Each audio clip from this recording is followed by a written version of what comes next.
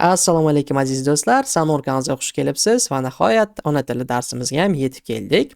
57-betni ochsangiz, u yerda bizda 4-mavzuyimiz bor. Ulug' alomalar yurti. Biz u yerda bitta vazifamizni bajarib ko'ramiz. Ana ketdik.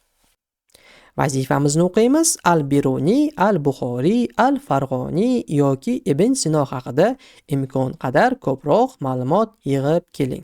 Men bu har bitta olim haqida ozginadan ma'lumot yig'dim va sizlarga har bittasini o'qib aytib beraman. Ya'ni birinchi rasmimizda e'tibor bering, bizda Al-Biruniy chizilgan. Al-Biruniy bu buyuk olim bo'lgan. Xorazmda tug'ilgan. U yulduzlar va yer haqida ko'p kitoblar yozgan. U ilmni juda sevgan. Ikkinchi olimimiz bizni bu Al-Buxoriy. U hadislar to'plagan olim. Buxoroda tug'ilgan. U payg'ambarimiz so'zlarini yig'ib Sahih Al-Buxoriy kitobini yozgan. Ko'rib turibsiz, bizni bu juda ham ikkita buyuk olimlarimiz bo'ladi. Xohlasangiz, bularni birortasini tanlab daftaringizga yozib oling. Biz esa qolgan ikkita hozir olimlarimizni o'qiymiz. Xo'sh, uchinchi bizni olimimiz bu Al-Farg'oniy.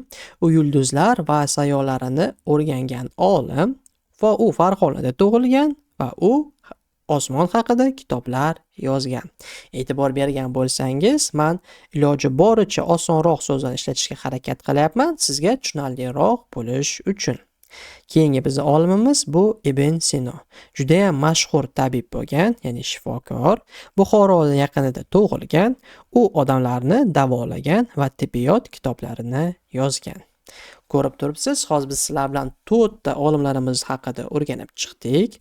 Har bittasini o'qib, tushunib, birorta biri yoqgan bo'lsa, shularni daftaringizga yozib olishingiz mumkin.